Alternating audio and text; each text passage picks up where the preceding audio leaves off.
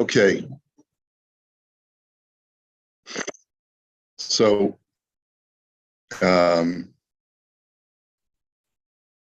okay. Let's, so we were learning via smachta. We were talking about shiduchim yesterday, okay? Yesh omrim shekenas she'osem b'shiduchim liknos hachozer bo lo havi asmachta. There are opinions who say that when the couple makes the tanoim at the engagement, which is the minhag still in some communities, they place a knas on anyone who breaks the engagement. And the knas on breaking the engagement could be thousands of dollars. This is not what we do in our communities, but there are many communities that certainly used to do it and probably a few that still do.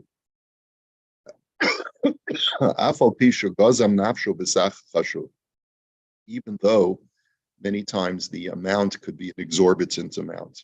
He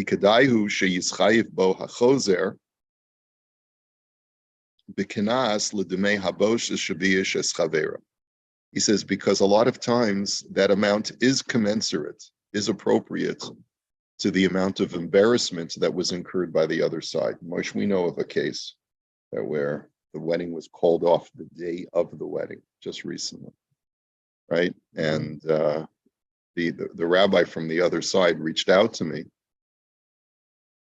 and told me that he was meeting with the other side, a fellow that used to live in our community, because there's financial issues that they have to work out, right? The wedding is canceled the day of the wedding. So it's not just a financial expenditure of tens of thousands of dollars to the caterer and to the venue and to the orchestra and the flowers and everything like that. But there's also an additional expense of the humiliation that the family endures.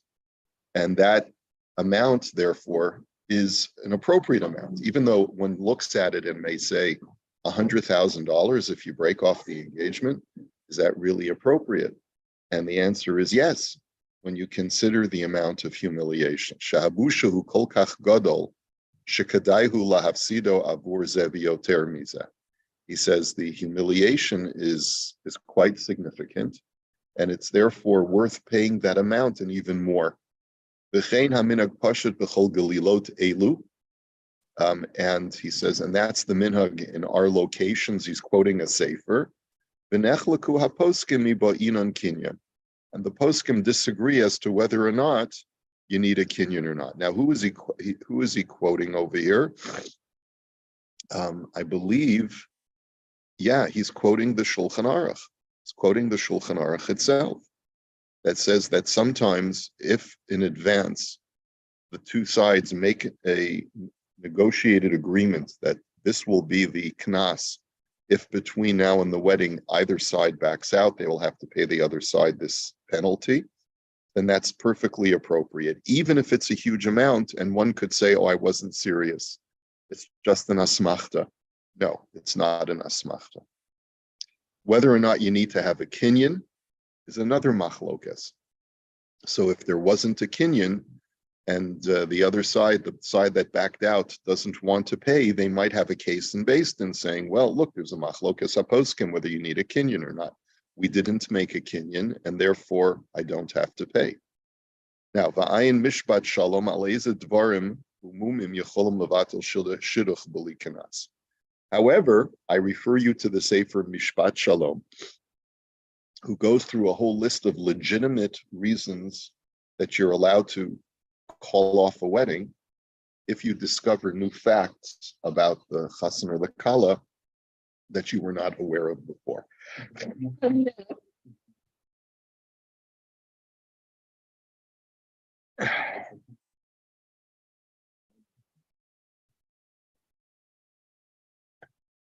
Yeah, but like what if you already knew that that there were problems, right? You already knew, like there was full disclosure, and the chassan or the kala said, you know what, I can live with that. And then all of a sudden they realize, why should I have to live with that? So that's not considered new information. That's just a change of heart. And therefore the kanas is valid. Or what happens if the person who backs out just suffers from terrible anxiety and comes to the realization they don't want to be married? Or what if one of the sides discovers, hey, I'm gay, you know, I'm not really fit for this, right? There's a lot of scenarios where it's not because of new information.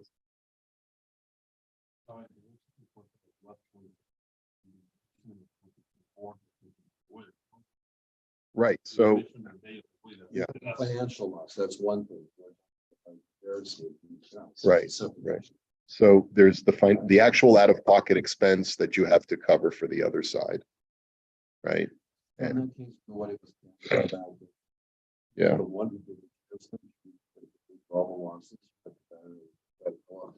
Yeah.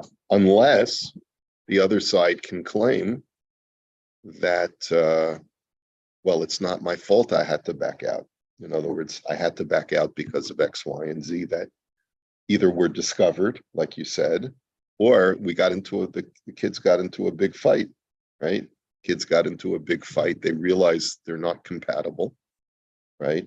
And she still wants to go ahead, but he says, no, I had enough of this, you know? So it really should go to probably some kind of arbitration or mediation to work it out. It's not pashut. That's the thing.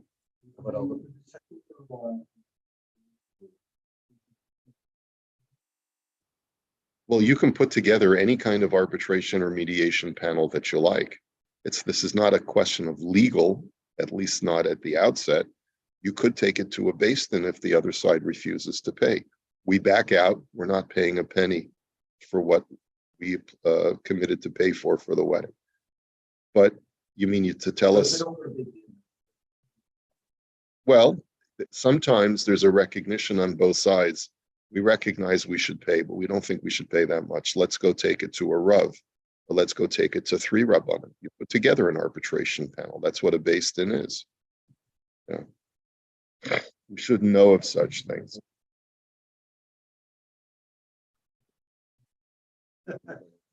That's right. That's right. Yeah.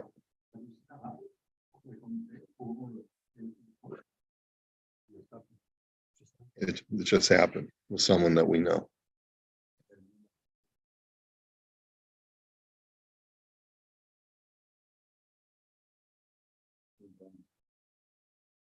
At least you didn't take off.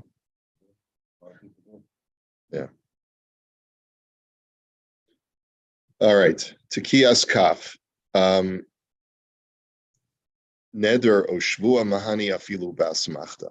So if in asmachta a condition is stipulated, which means that it's an exorbitant amount and it wasn't meant to be taken seriously, but there was a handshake or there was a neder or shavua, different kinds of oaths, then that will help, just like a kinyan helps. So too, these kinds of gestures that go above and beyond what's written in the shtar, that will also help to enforce even in asmachta. Now, ba'akum mishayach bo asmachta nechleku bazeh haposkim, whether Gentiles are subject to the same law of asmachta is a debate in the poskim. Bituach schora ein bo mishum asmachta. Bituach schora, which means guaranteeing merchandise, is not under the rubric of asmachta. In other words, if you place a guarantee on a piece of merchandise that you have a 6-month or a year warranty on the item, that's not an asmachta. That has to be upheld. You can't claim later, oh, I sell you a car, I give you a 1-year warranty. The seller cannot claim later that I was only doing it so that you wouldn't give me a hard time buying it. You have to uphold that. Okay, Hakona Baal Chai al Manas L'Shachto, the Choshen Shema Yimatzei Treifa, the Nosein Sach Mesuyim L'Chaver Shelokech Al Atzmo Achrayas. Let's say you buy livestock. You're buying an animal for the purpose of shchita, and you're worried that maybe the buyer is worried that maybe it'll turn out to be a treifa. And the seller places a certain guarantee that it's on me, she'im yitarev hu yishalim demei hapara, that if it's a treifa, I'll pay you for the cow. Ayin b'poskim yesh bo asmachta. There's a machlokes whether in that kind of scenario that's considered an asmachta and was not meant to be taken seriously, or whether that's a serious guarantee. Shtar shekasuv bo im lo yifra lizman ploni sheyischayv kach v'kach mamon. He says if there is a promissory note that where the borrower says that if I don't pay back the loan by a certain date, I will have to pay a penalty fee on the loan. The cost of besof hashtar deloka asmachta udeloka tovse deshtare, and it says at the bottom of the shtar, this is not an asmachta. This is not just standard text of a contract. This is meant to be taken seriously. Mikol makom ein ze motzio midei asmachta v'lo kana. He says that does not take it out of the realm of asmachta, because in many situations, the borrower doesn't mean to pay an exorbitant penalty fee if he doesn't pay by such and such a date. And even though there are those who disagree, nonetheless, the burden of proof is on the lender.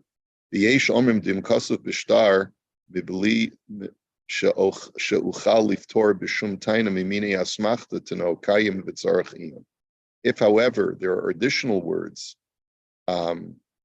where the borrower says, I will not be able to get out of this agreement to pay a penalty fee using the principle of asmachta, some say that's bulletproof and he can't claim asmachta later.